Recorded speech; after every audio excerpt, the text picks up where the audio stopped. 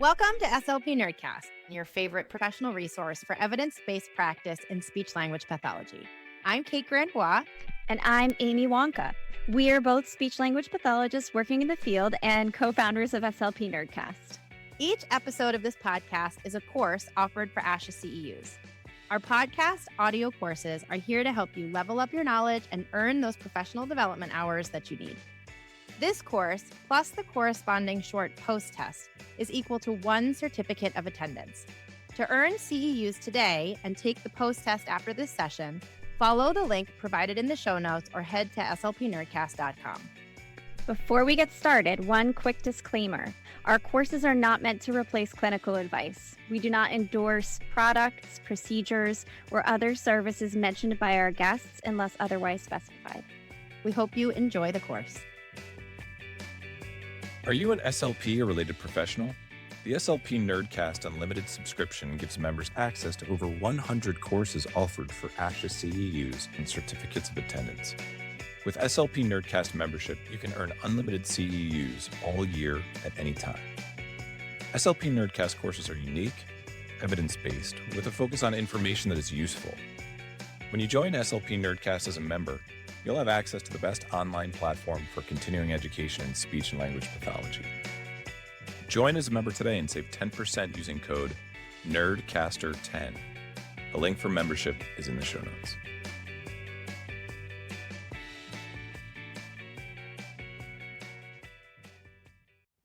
This episode is made possible in part by listeners like you and our corporate sponsor, Shapiro Stuttering, a nonprofit organization dedicated to supporting the stuttering community and the SLPs who serve them.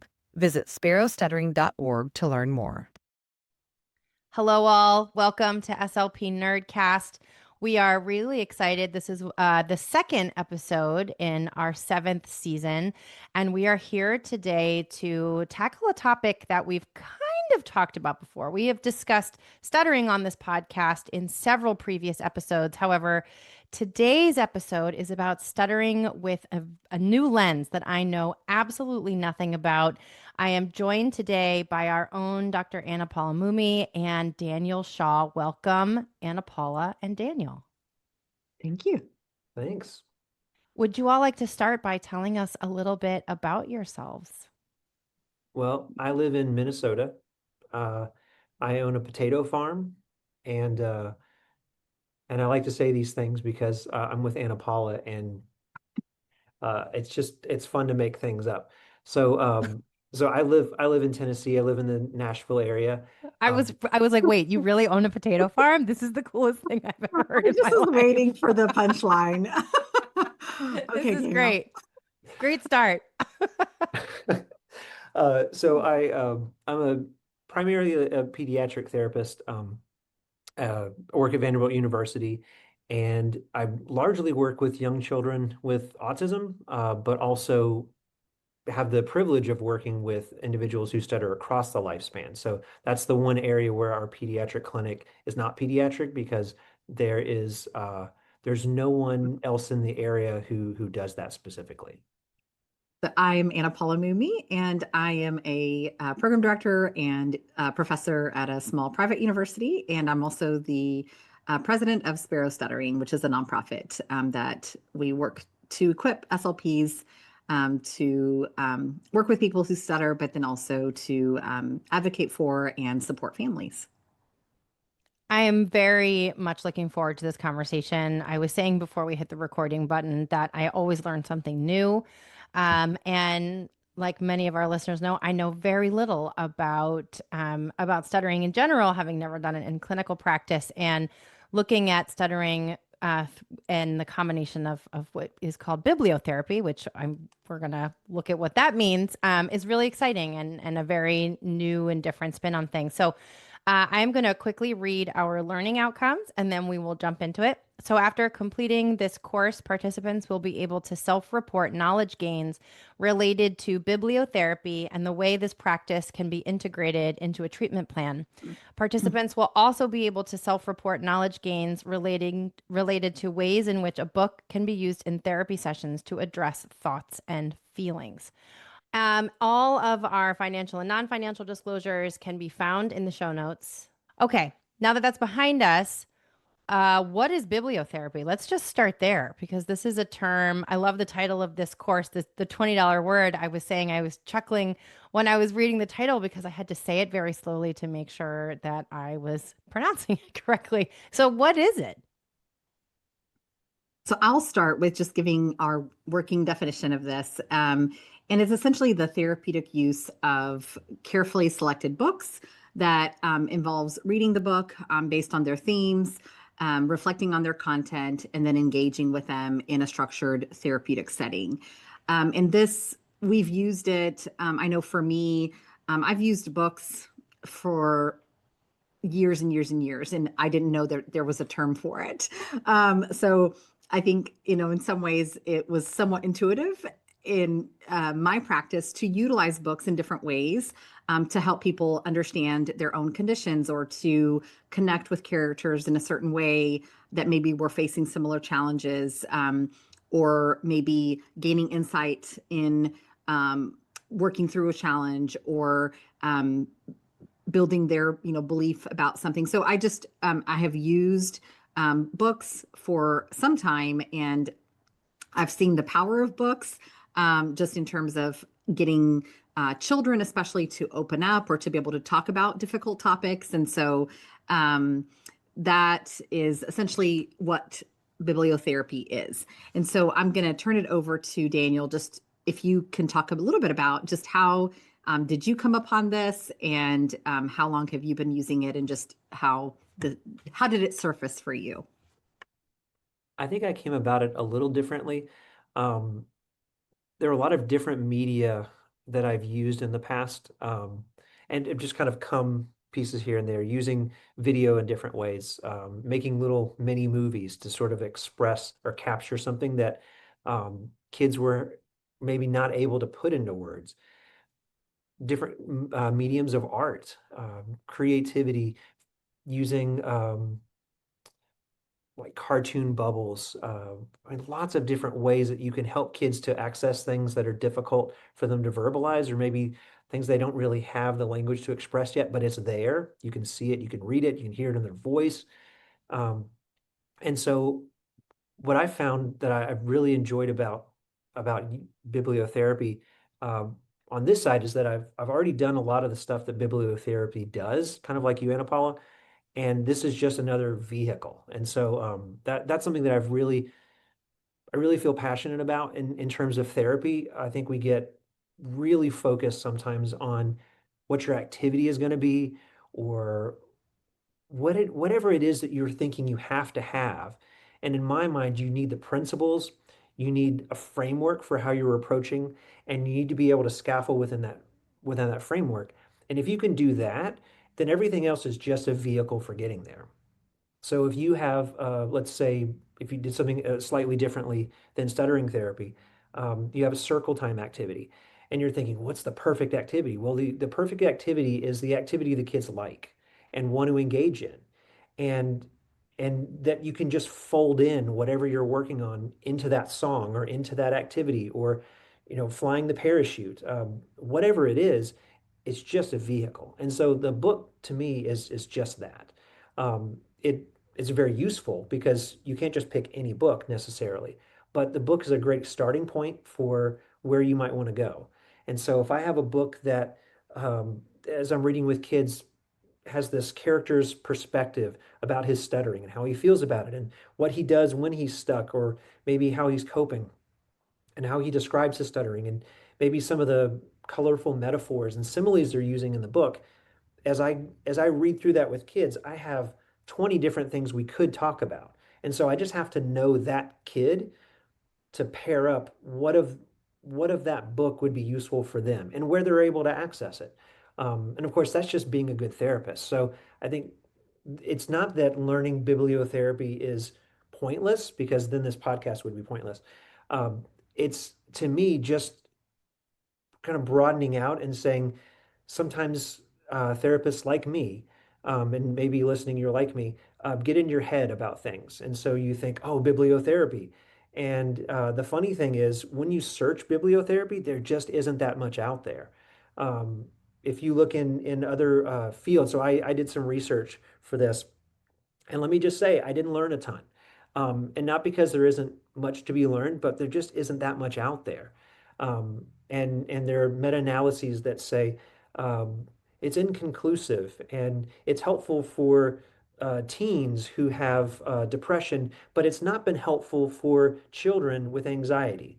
And I come away from that article saying, that's terribly helpful, um, sarcastically. So I'd really want to emphasize that idea that you really want to know your kid, and as you access the books, I think as you read and reread those books for yourself, you'll start to find some of those themes if you're thinking about the child in front of you, and you're tapping into what's important to that child and the things, the fears or the hopes that child has, or some of the struggles that he or she has.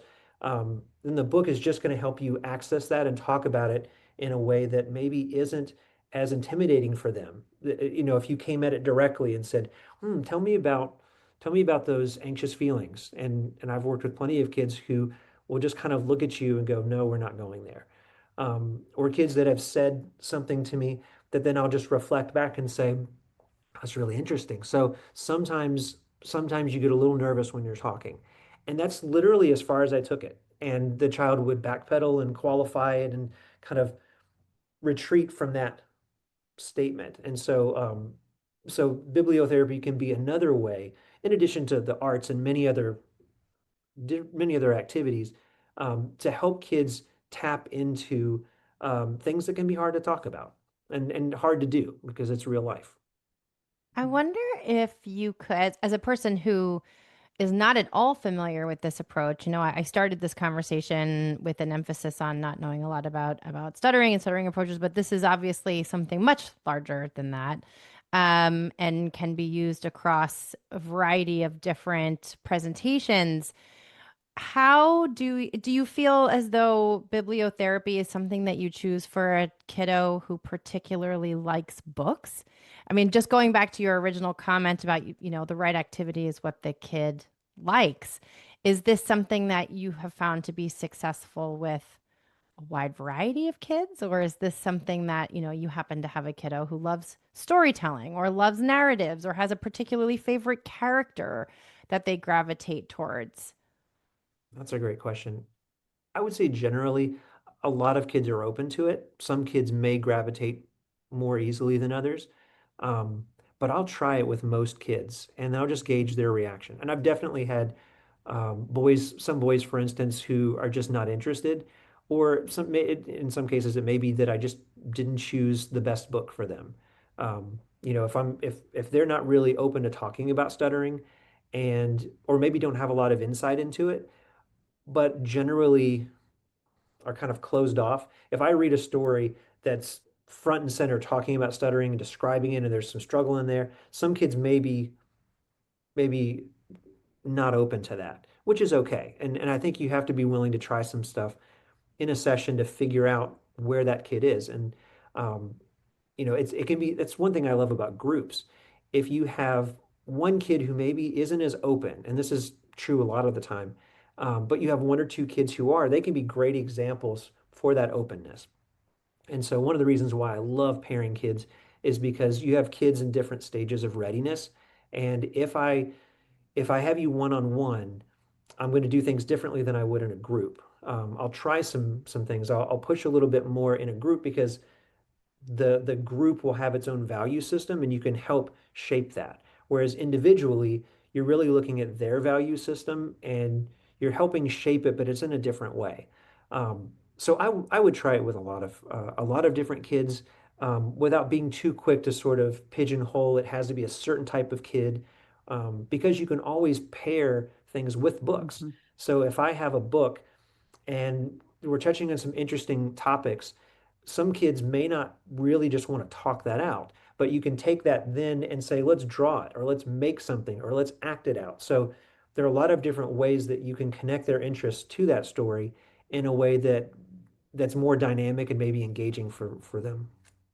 And I would just add, when I have had instances where a child maybe wasn't as excited or prone or maybe ready for those kinds of discussions based on a book with a character who stutters, um, sometimes they're open to reading it on their own and just engaging with the book. And then I'll say, hey, at any point, if you want to chat about it, and just make it available. There's one instance that I'm thinking of where this particular teen read a book on his own, and then I sent him, the author happened to be doing this like Q&A little meet the author virtually. And I really didn't think that he would join. And he did. And he didn't say a word, but he actually like contributed in the chat. And it was just so like, oh my goodness, because I just wasn't expecting the return. And there was a return, even though he did it completely independently. But I was able to at least like plant enough seeds and say, here's something that you might consider, and here's why I think it might be interesting to you. And so it doesn't necessarily always happen within the therapeutic space, but it's certainly an option that we can offer, especially for those older students or children. Yeah, I love that point because I think it goes back to that idea of scaffolding and adjusting your expectations. So if we think that it's our job to do all of the changing or to get the child to answer a question or to discuss something openly or to be okay with stuttering, um, then I'm gonna be pressed as a therapist. I'm gonna feel a lot of pressure as well to make something happen, to generate something. But if I'm willing to scaffold back a little bit and say, okay, well, we tried that, or I kind of pitched out there and the child or the teen was just not interested, then I can think, well, what would be another way in? What would be a small victory in terms of steps toward that? And so being willing to hold the book or take it home or even think about the book could be a great first step in just a willingness to encounter something that they're not ready to encounter in a more social or verbal way with another person. Mm-hmm.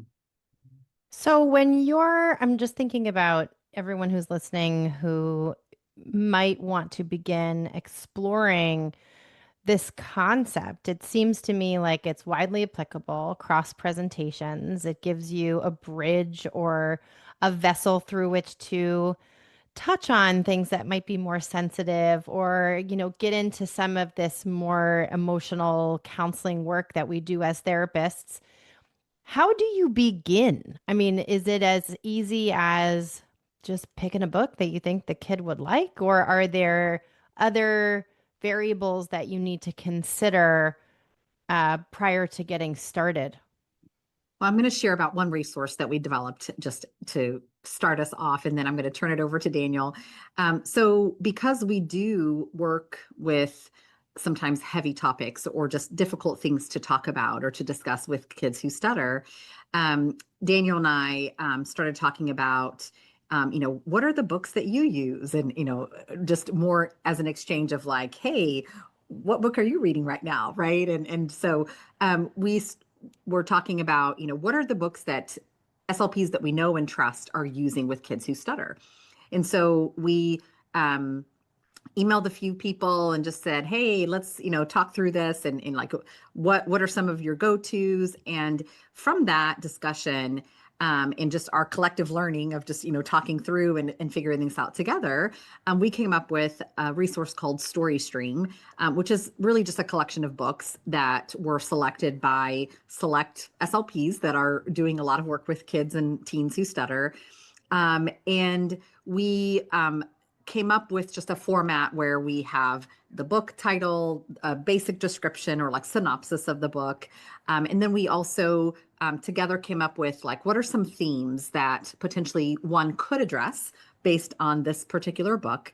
And then we had some what we call like extension activities. So what are some potential ways that you could, or places you could take this book, right? So whether it be an art activity or just a discussion in a certain way that's structured or whatever the case may be. But we just had some ideas that we presented for each of the books. And then, like I said, some of the themes that maybe could be addressed. And again, we're very clear at the beginning to say, the child may not be ready for this discussion. Certainly, the therapist needs to read the book for themselves, make sure that it is appropriate for their child because they know the child that they're working with. We don't. And then just doing their own, vetting of the book for that particular child. But it at least gives you some ideas and a starting point. So then, and then you also know like, oh, here's a listing of some of the tried and true, or, like the ones that SLPs who are doing the work with kids and youth, who stutter, are going to on a regular basis, right? So instead of just randomly going to Amazon and saying, what are, doing a search for some random book. So we came up with that resource, which is available on Sparrow Stuttering's website, and it's a free download. So that is just at least a starting point for someone who maybe hasn't done this at all, because they can look through and see like, oh, okay, here are some of the themes that might, come up, and here's a direction I could go with it. But like we've said already, this is usable, or it's of utility to, many children, not just kids who stutter, right? It could be any communication challenge or any situation where maybe you're wanting to present, in another view, or to springboard a conversation about something that might be challenging, but then through a non-threatening way, which is a character instead of directly asking them. So it could be anything, right? Anything, not just stuttering.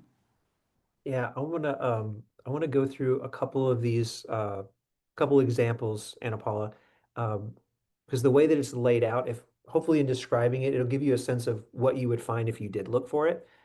So I just pulled up Not Quite Narwhal. It's a book not about stuttering, and what it has in here to tell you the title, the author, and the age range on there, so you'll have a sense of who it could be appropriate for, and then you can, of course, can make the judgment if you might stretch it one way or the other. It has a book synopsis, which just gives you a sense of what the story is about. And then the therapy ideas, extension activities, which Anna Paula was just describing. And at the bottom, this was something that I really like about it, is that it has themes to explore, or potential themes, because of course Anna Paula said these are suggestions. You may read with them and in your judgment think, I really see something in there that we could really launch into, and that's perfectly valid. So an example for this book, potential themes are self-acceptance, discovering community, just helping to know that you're not alone, positive disclosure, so openly talking about stuttering, and then the last one is navigating dual communities and being yourself. So those are just examples that if you had an idea as a therapist of what you might want to tap into, then each of these you could scroll through and just kind of see if there's a theme that says, yes, this might be a book that I could look into, and then you could look into more of the book and exploring it. And as far as there are a lot of ways you could go about it. More broadly, I would say a good assessment will help you. But as therapists, we're doing ongoing assessment on a session by session basis. So we're constantly gauging where kids are. So you may come in with an idea of what the session is going to look like, which is great, you're planned. And then the child says something that you say, wow, it sounds like this is really what we need to talk about today. And so the other stuff is there if you need it, but you're going the direction that the child needs you to go. And so today, actually just in the last hour, I saw an elementary aged guy, and at the beginning, I ask in different ways, but I'll ask him, how's talking been? Or, what's a risk that you took this week? Or what's something you're proud of? So different ways to kind of gauge ways that he's moving forward toward the stuff that he wants to do. But I also want to leave room for the hard stuff, because I've known enough kids that after a while figure out, hey, it's Daniel thinks it's okay to stutter. And so maybe not making a lot of room for the hard things, or a willingness to talk about them, because maybe they think that's not okay. So knowing that, A, it's all okay. It's okay to stutter, and it's okay to not be okay with stuttering. Um, that's that changing and developing relationship that someone has with their own stuttering, and that can be moment by moment. Um, Mhm. so with this guy, today I said, where's your brave meter? Um, so when you stutter, when you get stuck, what's your brave meter for staying with that word um, or going ahead and saying what you wanted to say? And he said 0. And so I said, okay, 0. And he just kept talking. So again, that's one of the great things about counseling is you don't always have to have a perfect question. Sometimes you just acknowledge that you heard them, you make some space, and they just keep talking. That happens a lot. And so he talked about how he'll say, I'm so sorry for stuttering. Interesting. So something that, and in my own data, I often write down quotes like that. So I wrote down just that he's apologizing for stuttering, something we might revisit. And then later he said, because he was talking about the word stuttering, and he said that he stutters when he says it. And then he was giving me examples, but he kept saying it and he didn't stutter. And they're like, So I made a note about the variability of stuttering. That's something we could talk about. Um, and we talked about, and then at some point he was like, I said it right without stuttering. And I was like, okay. So I just made a little note of that. Because again, it's totally okay. That's where he is. For the most part, I've worked with him for a while. He gets that it's really okay to stutter and he's okay with that. And he's also in this place where there's this developing relationship with his stuttering. He's getting older, he's maturing, and he's starting to track people's opinions a little bit and kind of maybe noticing that he's different, he's standing out because he talks differently than them. And that's something that as he's maturing, he hasn't really dealt with in that sense until more recently. So there are a number of things right there that we can tackle. So for myself, I wrote down, okay, um, we can talk about self-disclosure. And so we pulled up some Frankie Banky comics, which if you don't know Frankie Banky, you got to know Frankie Banky. Danielle Rossi is a guy who stutters, who is a cartoonist and an advocate, and I think he speaks and does a lot of amazing stuff in this world, and has a website. And so, in addition to books of his that you can buy, he also has things on his website that you can access for free. And so we were on there today. I shared the screen because we were doing telehealth and let him look at that as well. And we went through these different ways of disclosing, and he had a little name for it, and then just kind of a little cartoon strip of like 2 or 3 boxes that would just give an example of kind of what it looked like, and then we could discuss it. So it was a great launching point for talking about that. And it wasn't me just saying, hey, you could do this or you could do this. It was much more interesting to him and led to some great discussion. Other things that I looked at that I thought we might talk about are, so there's that idea of, and so I asked him too, when he said, I said it right without stuttering. So I waited a second and I said, what makes it right? And he said, I don't want anybody thinking I'm weird.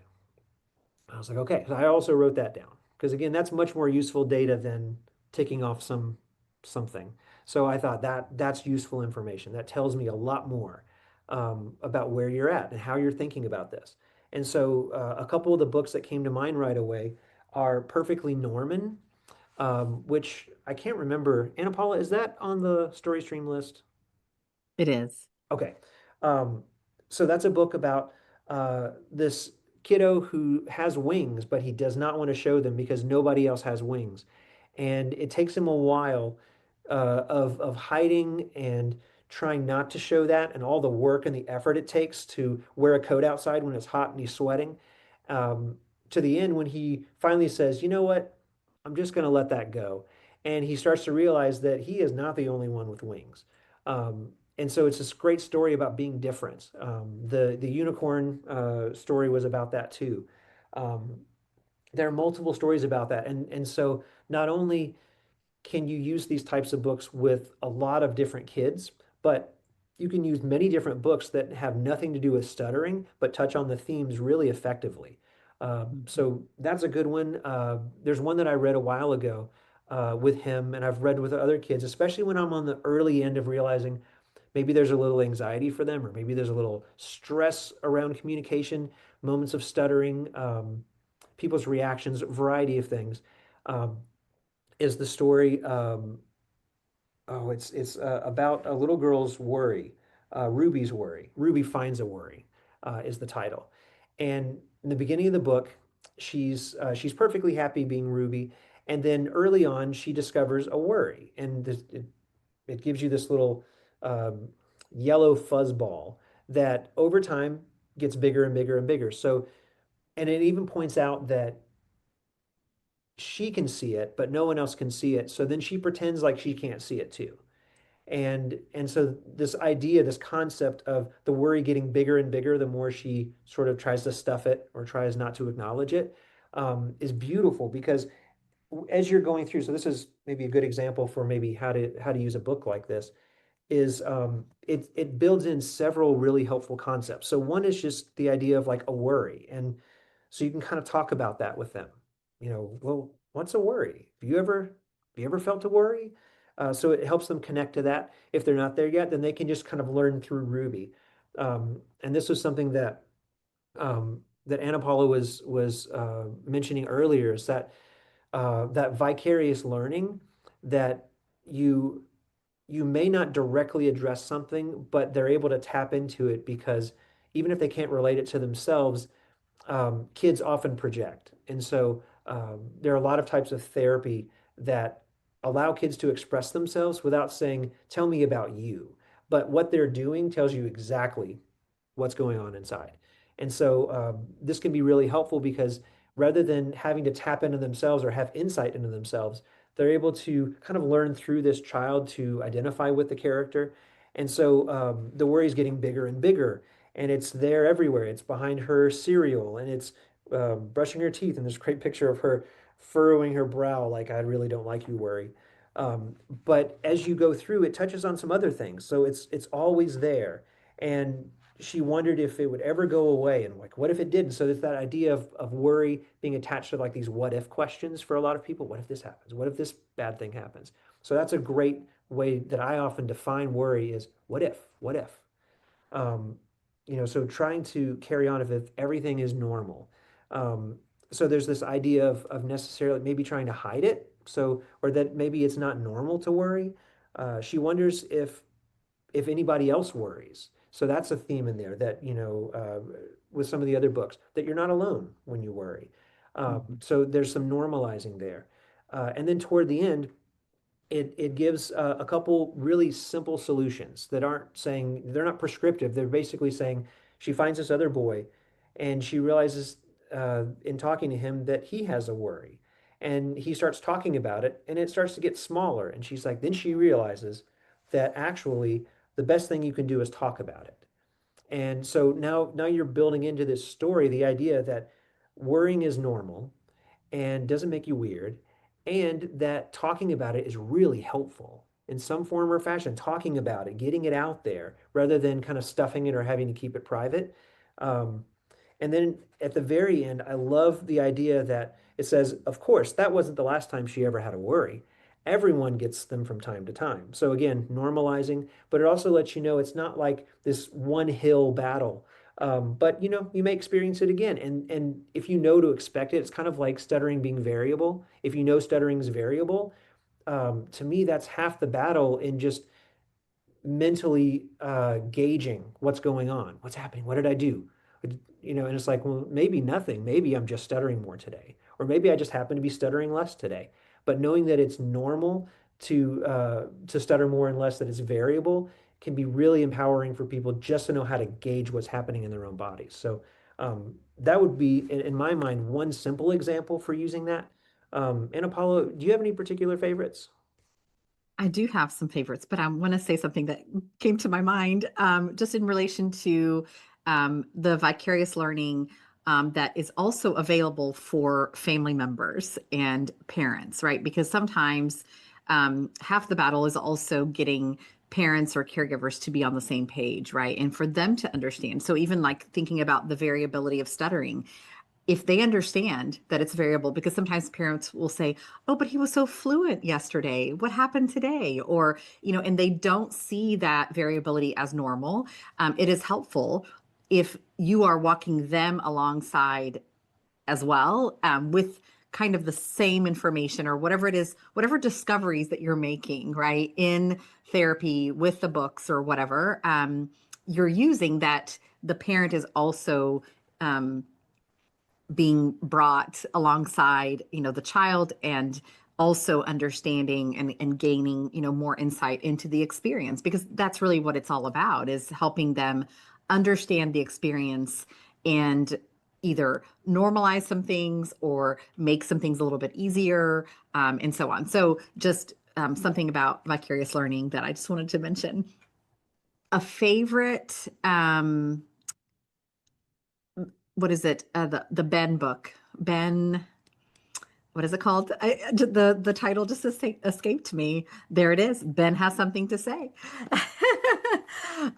So the story is just about a little boy that sees a dog that's being mistreated or at least neglected, and he so wants to take this dog home. And his parent or his dad basically, encourages him to talk to the owner and see whether or not, he may be able to adopt this dog or something to that effect, And so, but it just walks, the storyline is essentially, like how this was something that he really, really wanted, right? He wanted this dog. And so how could he overcome his fear of talking in order to then make this request or talk about this desire, with the owner. And I forget now, it's been a bit since I've read it at the end, but I think the owner says, like, what would make you a good owner, or like, what would make you, or something to the effect of like, why should I, let this dog, like, how are you going to care for it, or something to that effect. And so again, like, it just gives him an opportunity to talk and to make his desire and his thoughts known. Right. And so I just love how it just provides a springboard for talking about, what are the ways that you're not talking, or are there things that you're withholding, or are there ways that you're not, participating, right, in conversations or whatever, because you are afraid of your stutter, or you're afraid of how they're going to react.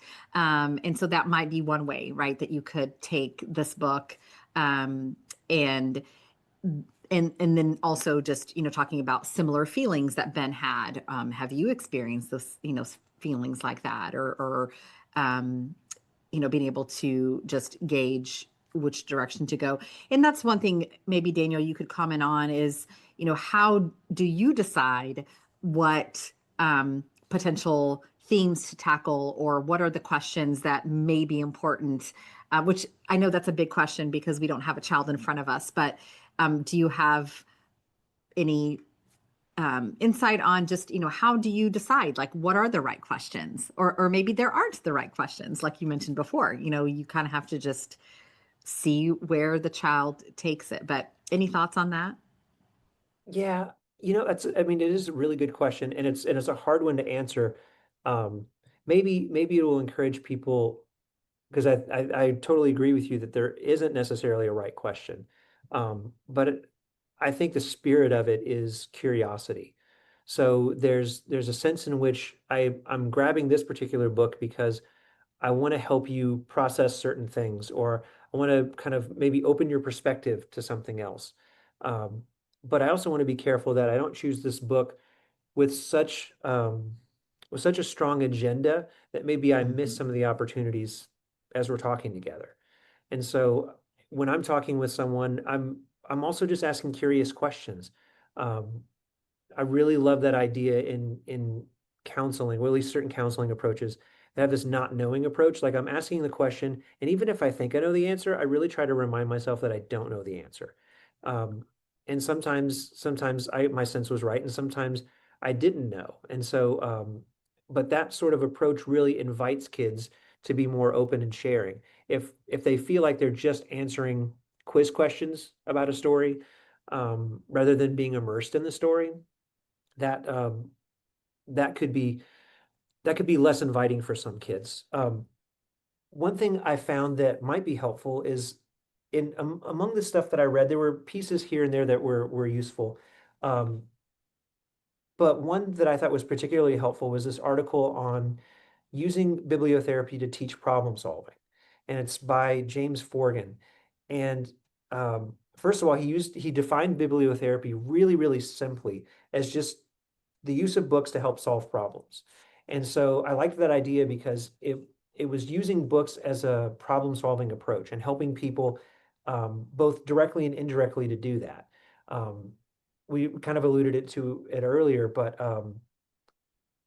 for some kids, it's a lot easier to answer the question, what would you tell to your friend to do in this situation, than what do you think you should do?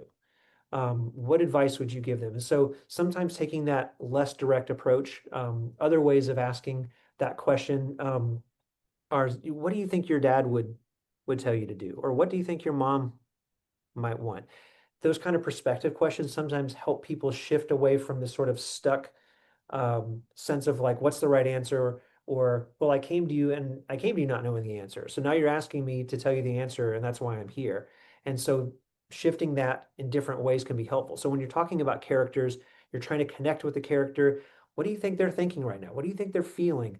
It all depends on your goal. So if for some kids, I'm thinking, well, I'd love to help them develop emotional vocabulary and awareness, it may just be helpful to sort of dip our toe into those sorts of waters with a story.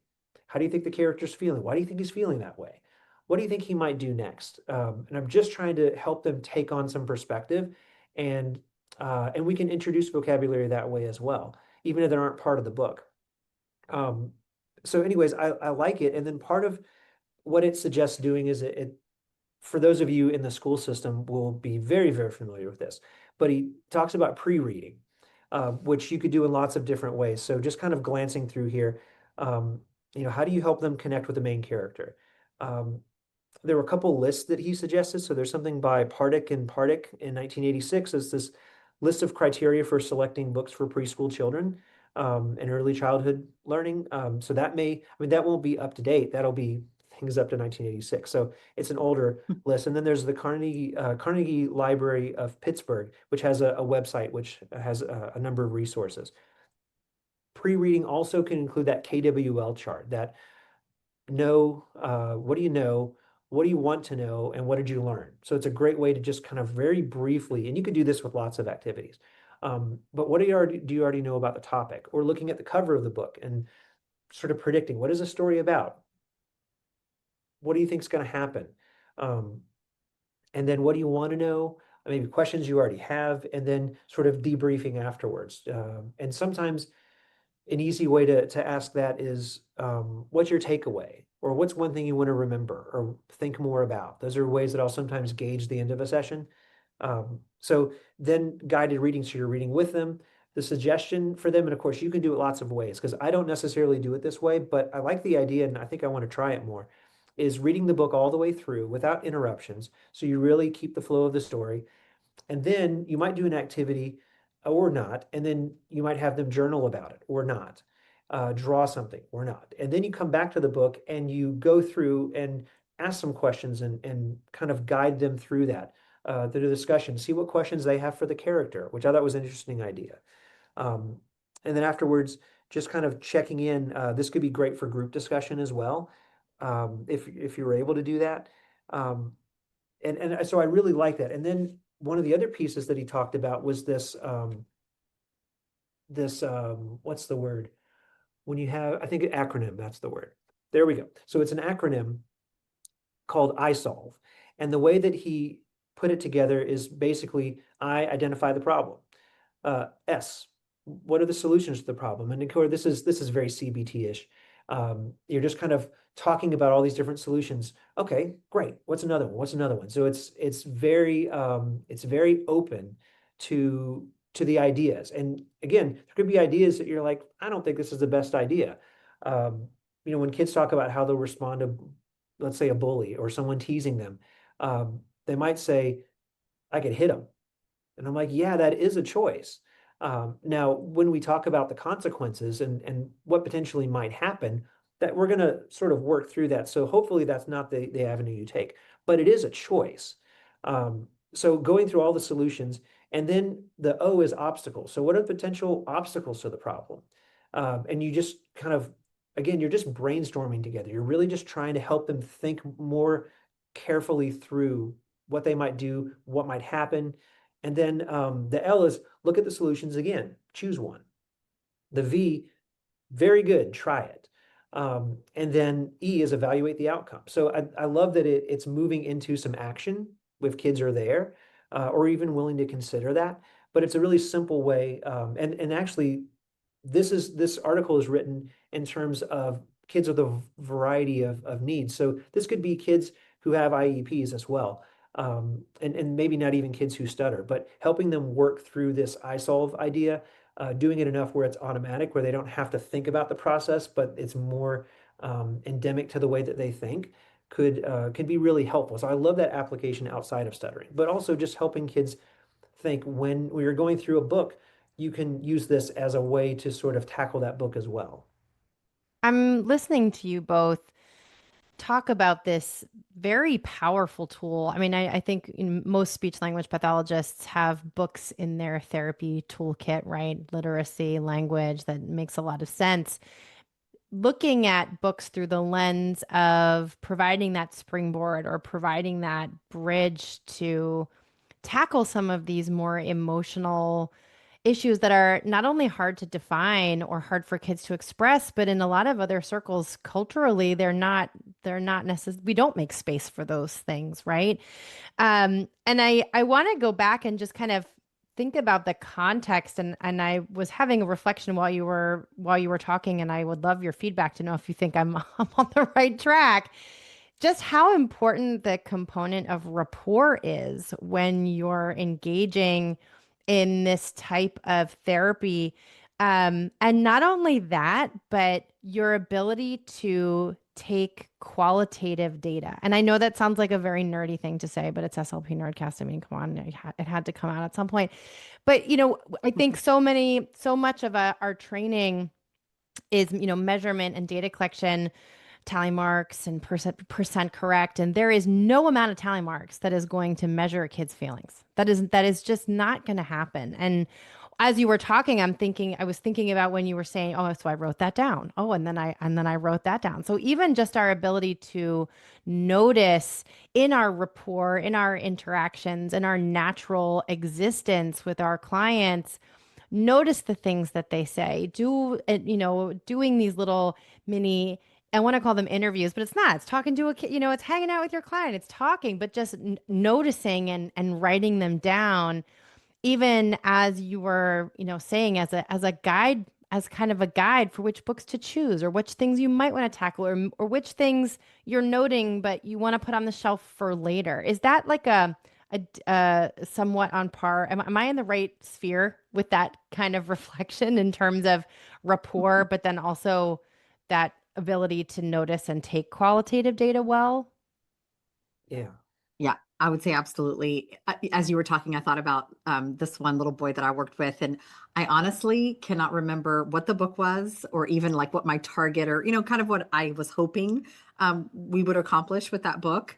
But I remember, I don't think I even gave him that much, like, to preface, like, what I think I may have said something to the fact of, there's a story I'd like for us to read, and I'm curious, what you might think about it. And so we started, and because we had rapport and because he trusted me, at some point, like midway through, he looks at me and goes, I see where you're going with this, and it was like, he was just like light bulb, and he was I already love making that. the connections, and we hadn't even like, I was just reading, I was doing the read through first, and then we're going to explore, right? And then we're going to maybe unpack a few things or whatever.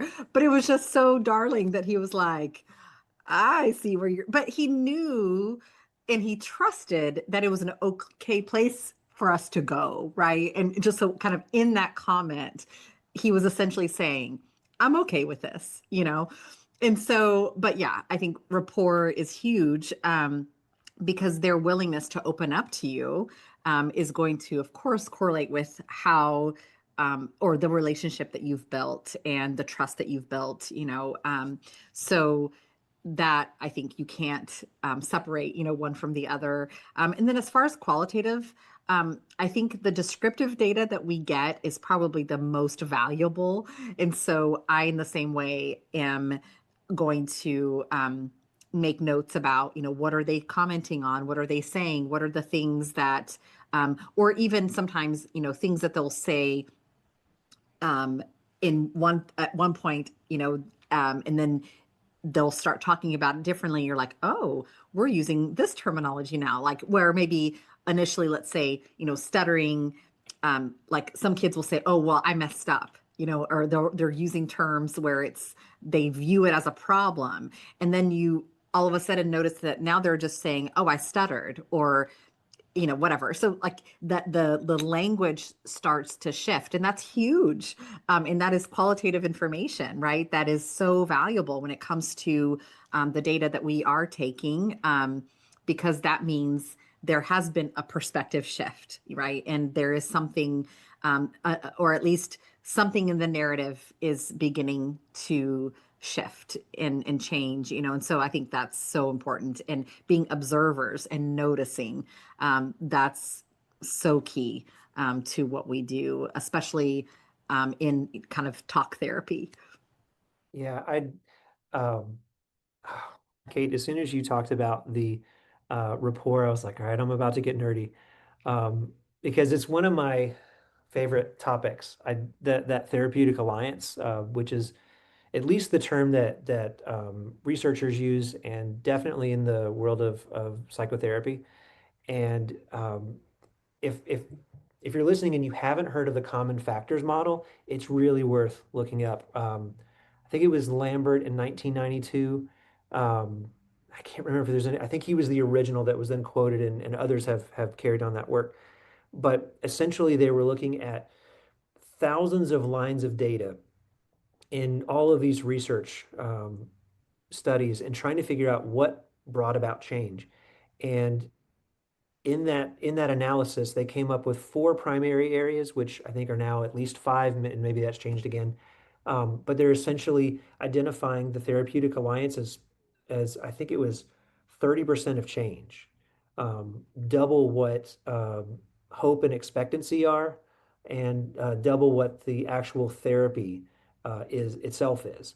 And not that those are unimportant, but essentially you're talking about 15%, 15%, and then 30% of change. And then the last are extra therapeutic factors. That 40% are things that the client and family brings in themselves.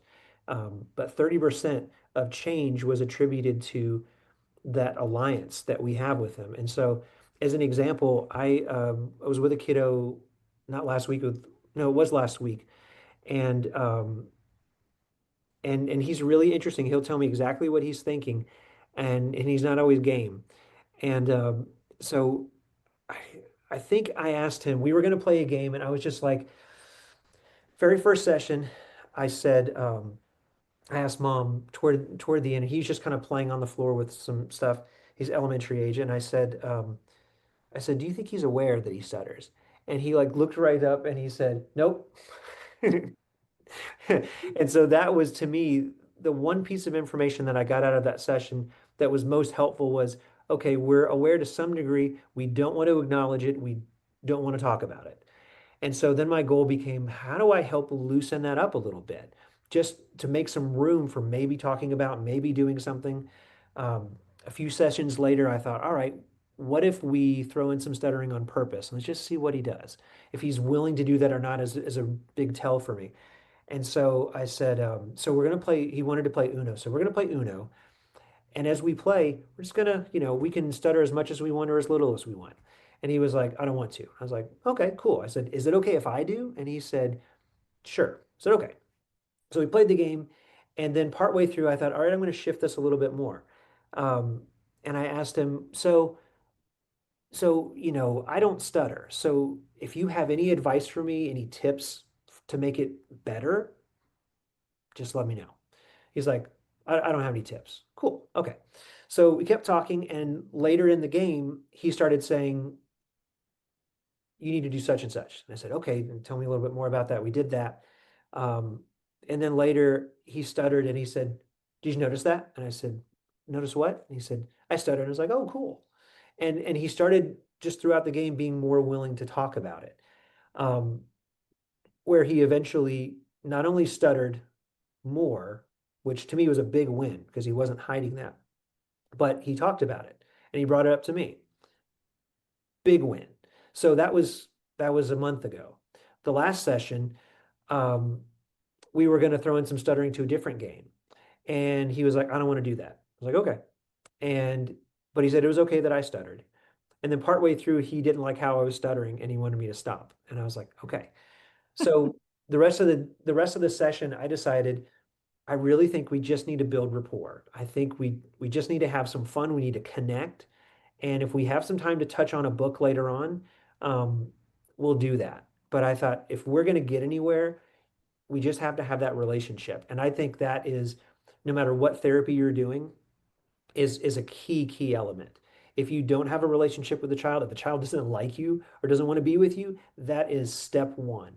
And if that changes over time, or if there's some new stress, kids are willing to engage in something difficult when they have that reservoir of trust, and they have that relationship. So if I have a kiddo who really struggles with something, but we have all of these positive experiences together, they're more willing to go there with me for a little bit because we have that. Or it's okay if I make them mad about something, because again, that's not our whole relationship.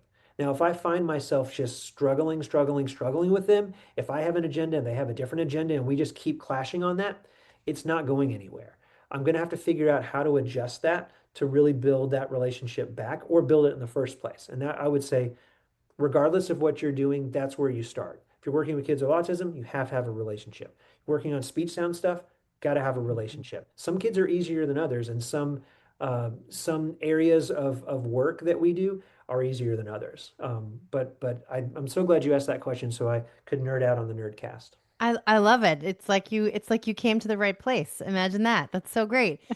And I, as you were talking, I'm thinking to myself, well, of course you need to have rapport because they're human. Thinking about myself, I don't want to be pushed to places of vulnerability or in an environment where I'm not comfortable, where I don't feel valued, or there isn't some feeling of safety, right? I mean, I think that's a natural piece of learning on the fringes of our competency, learning requiring vulnerability. And if our jobs are to push kids, right? Not even full emotionally developed adults. If our jobs are to push kids to that edge in terms of learning, then we have to start there. I so appreciate that point. I just want to add, if you want to add this to the show notes, there's an article that I just love that I refer back to often by David Shapiro, and he's a person who stutters, an SLP, and also a professor. I forget now which university, but he's retired now. But he wrote an article called "Away Through the Forest: One Boy's Story with a Happy Ending," and it came really from his own experience with therapy and not feeling like he was connecting with his therapist, or even like understanding, why am I here? What's this all about? And how one therapist finally kind of, won him over in a sense of like being able to reach him where he needed, or just to, help guide him. And essentially the story just conveys the power of therapy being less about speech and more about connecting with the person. And it's just really beautiful, and how just, he identifies different components that helped him the most as a young boy. And I just think we can't say enough about that. So just a blog, or I don't even know if it was a blog. It was an article that was written way, way long ago, but just something that I go back to again and again. And I've been taking notes the whole time we're talking. So anybody who's listening, driving, running, folding laundry, whatever, there will be a list of references and resources in the show notes for anyone to do any more nerdy reading, should they so choose. In our last couple of minutes, I'm wondering if either of you or both of you have suggestions for next steps for therapists who are listening, who are curious, or having their own sense of vulnerability about getting started with bibliotherapy, what words of wisdom, what suggestions do you have for our listeners who might be new to this? I would say the Sparrow resource is a great place to start because it breaks a lot of it down for you. Um, I still reference it myself. When I'm grabbing a book, I just want to have the categories in my head um, when I get ready to go pick up the next person. So I think that can be a helpful way just as a guide. I think that a lot of the way that we learn, and we all learn differently, but we learn by imitation, and then we sort of imbibe those things, we become those things, and then we eventually make them our own. So when I first really delved into counseling, I was asking questions, I was memorizing questions, I was writing them down, I was trying to figure out how to guide myself down because I didn't want to get the question quote wrong.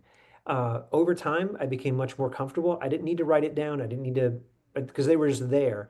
And then eventually, I found other ways to ask. So when I asked the question earlier today about what's your brave meter, I don't think I've ever asked that exactly that way before. But because I have the structure and some of the vocabulary and the concepts, then I could just sort of riff in different ways. So you make it your own over time. So I think it's totally okay to start there and just know that it's hard to really predict where that's going to go and how quickly it'll go there. But eventually it'll be your own. You'll be more comfortable with it. And it's just a matter of finding a place to start in a small way. And then if it's helpful, you'll do more. Mhm. I'll just add one resource that could also be helpful. There's one called Reaching In, Reaching Out, which is about just really building resilience and just helping children learn skills that build resilience. And so maybe directly talking about stuttering might feel uncomfortable, but everybody can talk about resilience, right? Like you can talk about how do you bounce back from difficult situations? How do you, um, you know, just get stronger through things that are difficult? And so you could start there if that feels a little bit safer. If you maybe don't feel super comfortable, and it, I think they even have a suggested list of books as well, in terms of just having this curated set of books that they recommend for building resilience in children, and I think there's some guides in terms of or um, categorized by age and so on. So anyway, just another resource that might feel a little bit more comfortable if you are feeling apprehensive about tackling stuttering directly. But again, this isn't just about stuttering. We're giving an example that's pertinent to stuttering, but you really could use books with any child that you're working with to tackle, difficult topics or to help them think differently or to expand, their view about something that maybe is impacting their communication. This has been really a wonderful conversation. I knew I was going to learn a ton, and I did. No surprise. I so appreciate all of the thought and consideration to the importance of counseling through this discussion and using books as a method. You use the term springboard, Anna Paula, and I just think it's such a great analogy. I hope everyone listening has taken away the same lessons that I have. If anyone, as I said, is listening while they're running, driving, what have you, all of the references will be listed in the show notes. If anyone would like to earn ASHA CEUs for this episode, there will be a link in the show notes to do so. Also, a quick shout out to our production team. This podcast is a labor of love, and it truly does take a village. So thank you to our own Dr. Anna Paula Mumi, who manages all of our ASHA relationships and makes CEUs possible. Tegan Ahern, our production manager, who wears a million hats and keeps the project alive. Darren Lopez, our production assistant, who does all of our course materials. Tracy Callahan and Dr. Mary Beth Schmidt, who both serve as consultants to help with our peer review process. All of our advisory board members who make sure our content is high quality. And of course, our two guests today, Daniel and Anna Paula. You guys were really, really wonderful. And this was a really great experience. And I'm very grateful that you were here. Thank you so much for being here. Thank you. Thanks for having us. Thank you so much for joining us in today's episode. As always, you can use this episode for ASHA CEUs. You can also potentially use this episode for other credits depending on the regulations of your governing body. To determine if this episode will count towards professional development in your area of study, please check in with your governing bodies, or you can go to our website, www.slpnerdcast.com. All of the references and information listed throughout the course of the episode will be listed in the show notes. And as always, if you have any questions, please email us at info@slpnerdcast.com. Thank you so much for joining us, and we hope to welcome you back here again soon.